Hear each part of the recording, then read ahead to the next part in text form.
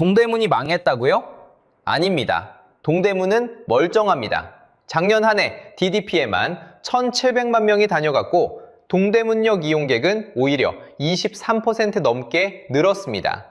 그런데 바로 그 역 건물은 점포 하나가 단돈 165만 원에도 안 팔립니다. 도대체 무슨 일일까요? 여러분, 다들 동대문이 죽었다고 하시죠? 그런데 숫자가 모든 걸 말해줍니다.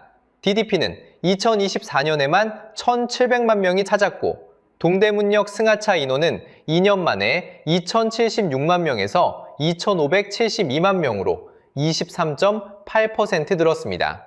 관광특구 카드 매출도 1조 3,778억 원에서 1조 4,491억 원으로 오히려 올랐습니다. 동대문은 안 망했습니다.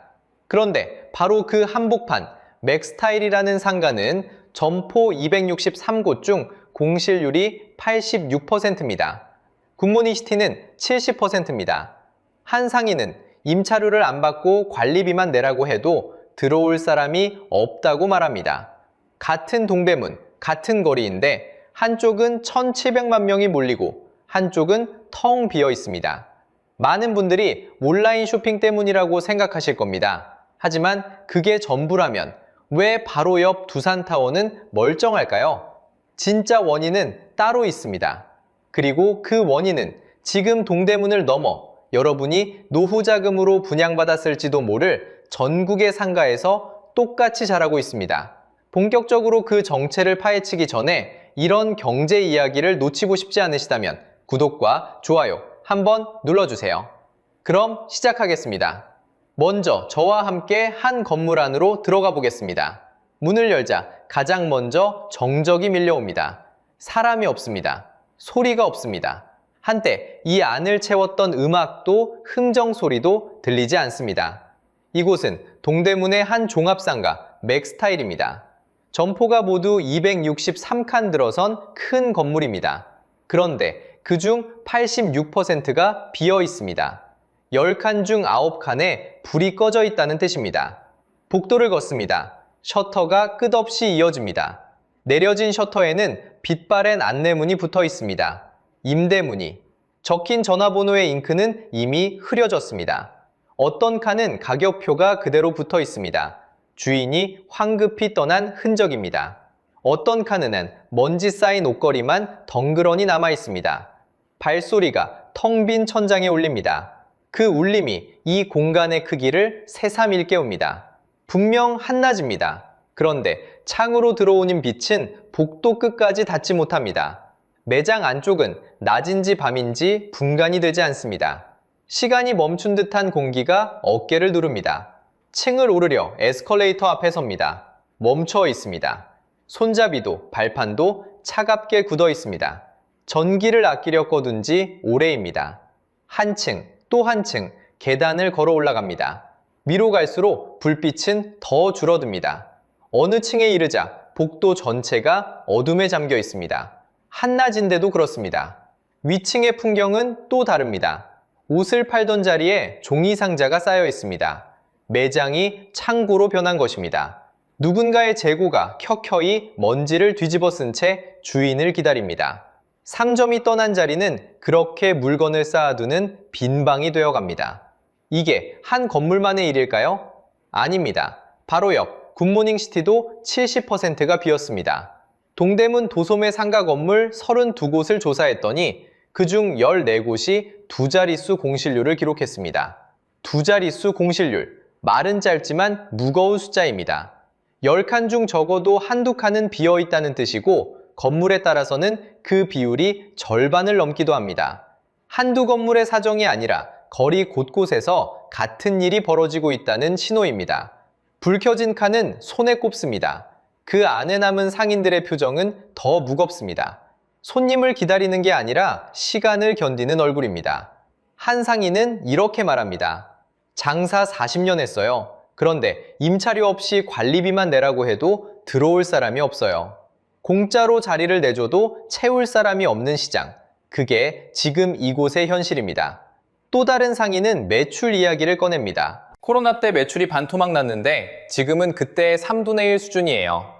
바닥인 줄 알았던 곳 아래에 또 바닥이 있었다는 말입니다. 한때 이 자리들은 부르는 게 값이었습니다. 그 시절을 기억하는 사람들에게 지금의 정적은 더 낯섭니다. 숫자는 더 차갑습니다. 한 점포의 사연을 들려드리겠습니다. 밀리오레의 작은 자리 하나가 경매에 나왔습니다. 처음 매겨진 값은 1230만 원이었습니다. 그런데 아무도 손을 들지 않았습니다.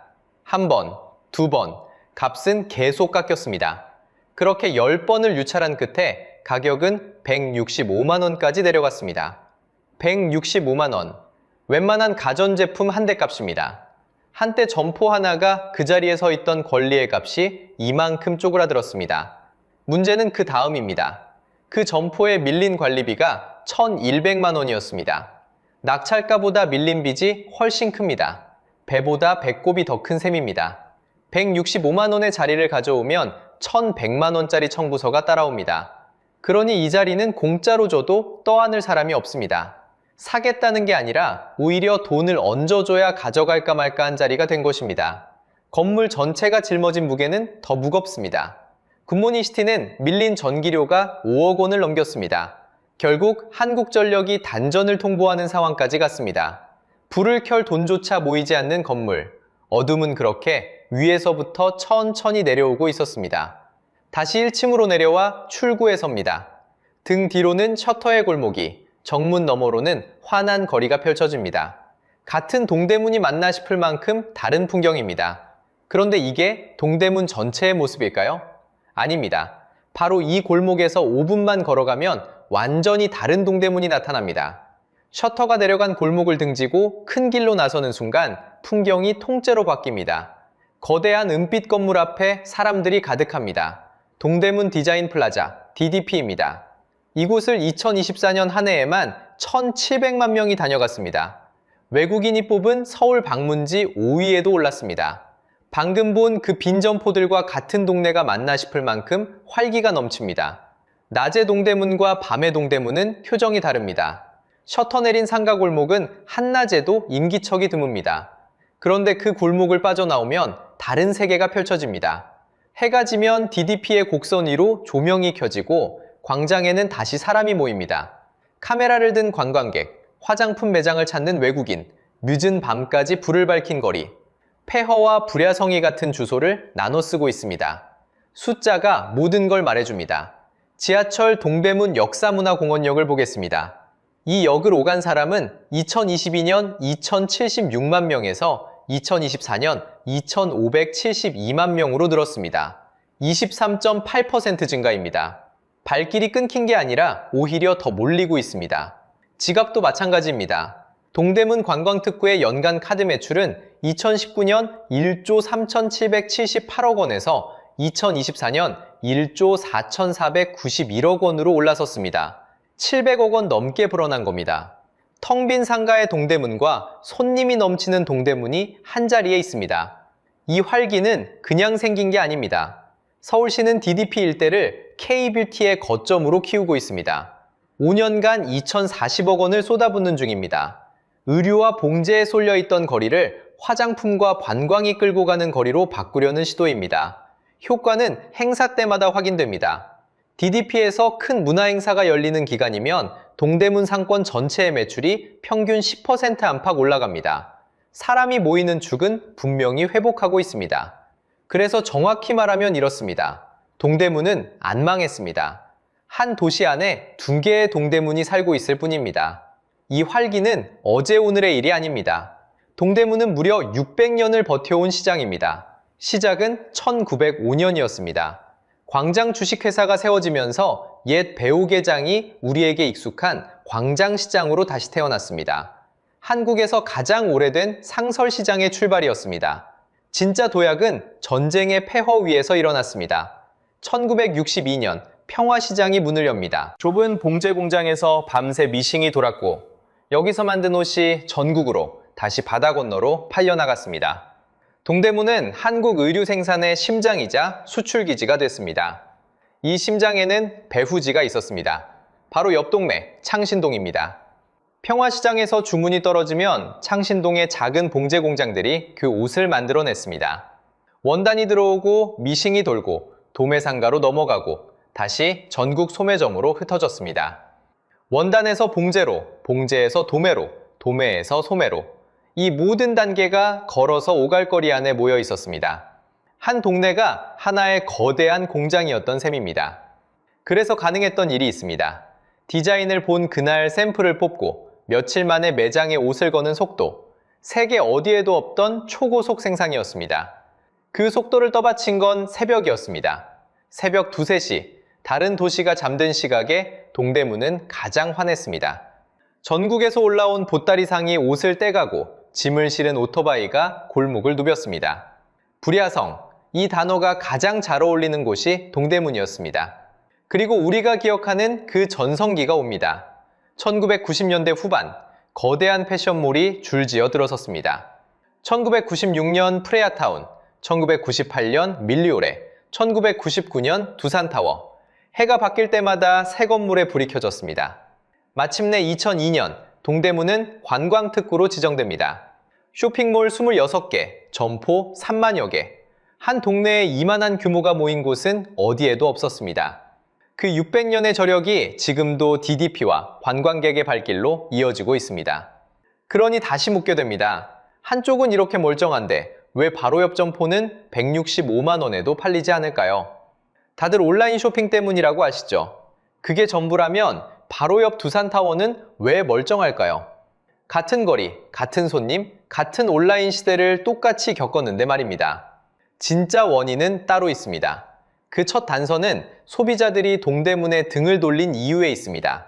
온라인 때문도 중국 때문도 아니라면 도대체 무엇이 손님을 동대문에서 떠나게 만들었을까요? 그 답은 멀리 있지 않습니다.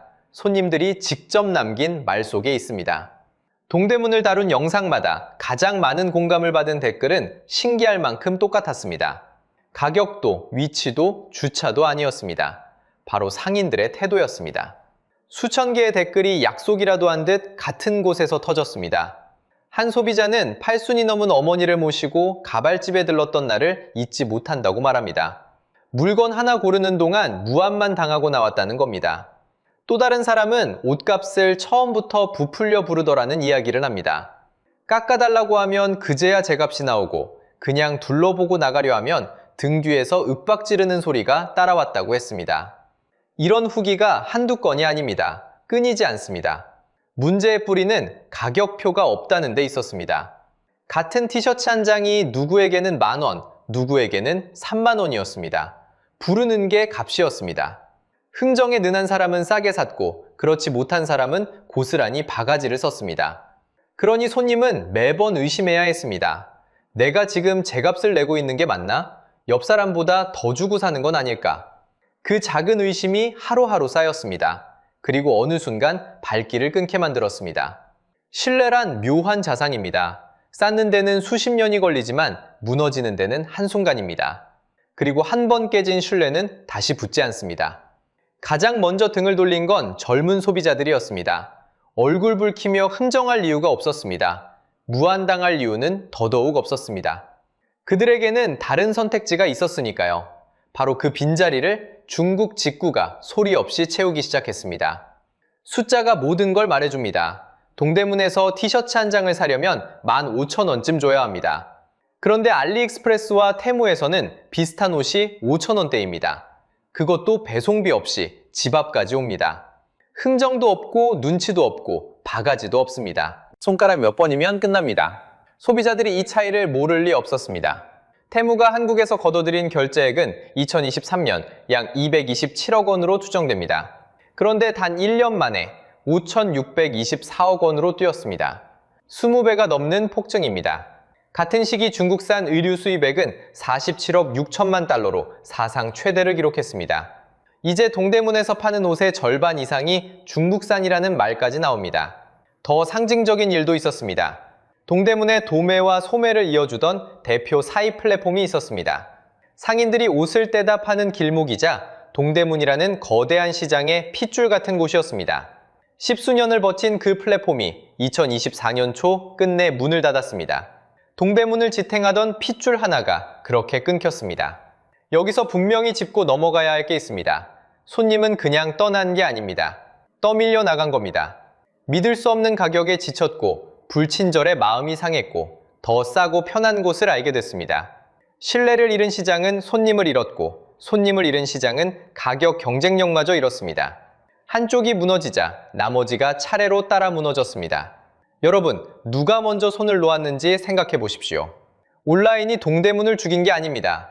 동대문이 스스로 손님의 손을 놓았고 그 빈손을 온라인이 잡아준 것뿐입니다. 마지막에 남은 건 더 나은 곳으로 떠난 손님들의 뒷모습과 누구를 탓할 수도 없는 텅 빈 골목이었습니다. 그런데 이상한 점이 있습니다. 손님이 떠난 건 다른 시장도 마찬가지입니다. 전통시장 어디나 사람이 줄었습니다. 그런데 왜 유독 동대문의 분양상가만 이렇게까지 무너졌을까요? 옆동네 시장은 그럭저럭 버티는데 왜 이 곳만 10칸 중 9칸이 비어버린 걸까요? 그 답은 같은 거리에서 멀쩡히 살아남은 단 하나의 건물이 알려줍니다.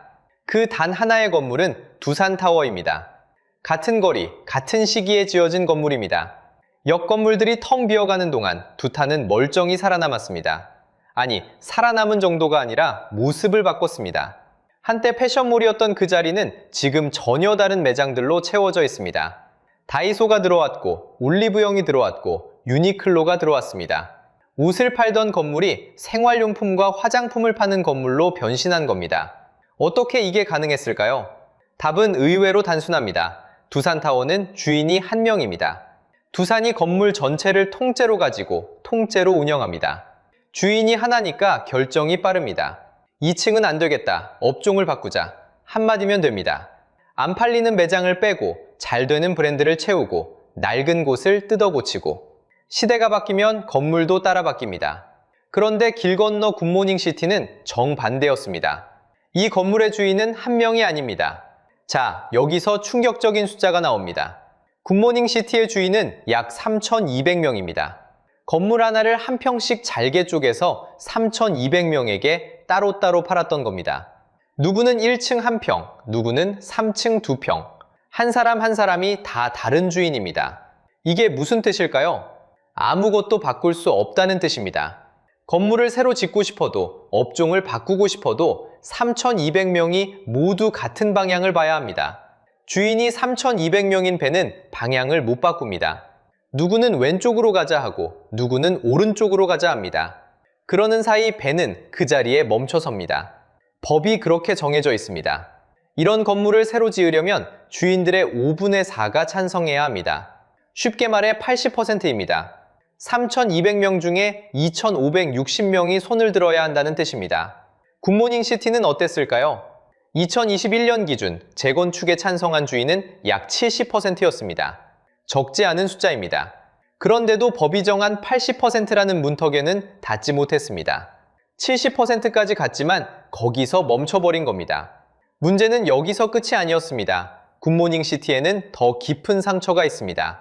2001년 무렵 이 건물은 초대형 분양 사기의 현장이었습니다. 3,400여 명이 3,700억 원이 넘는 피해를 입었습니다.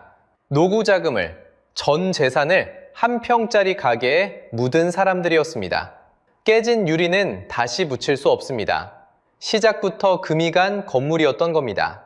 여기에 한 가지가 더 겹칩니다. 층별로 팔 수 있는 업종이 정해져 있습니다.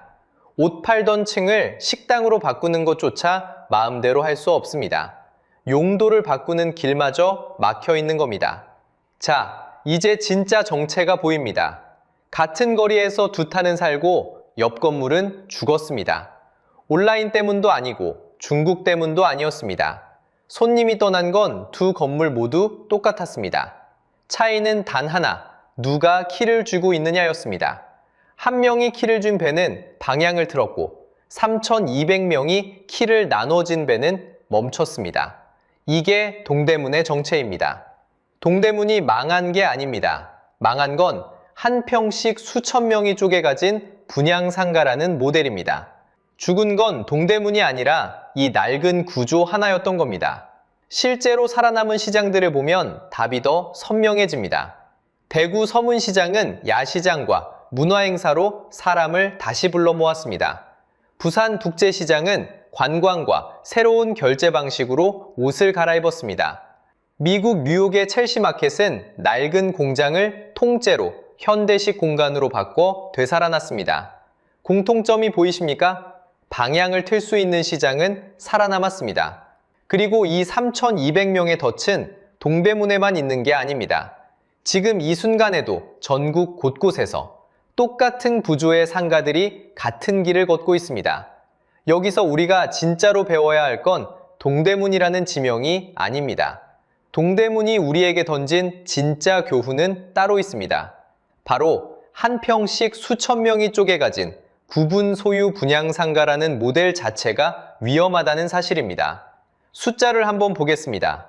2024년 말 기준 전국 중대형 상가의 공실률은 13.8%입니다.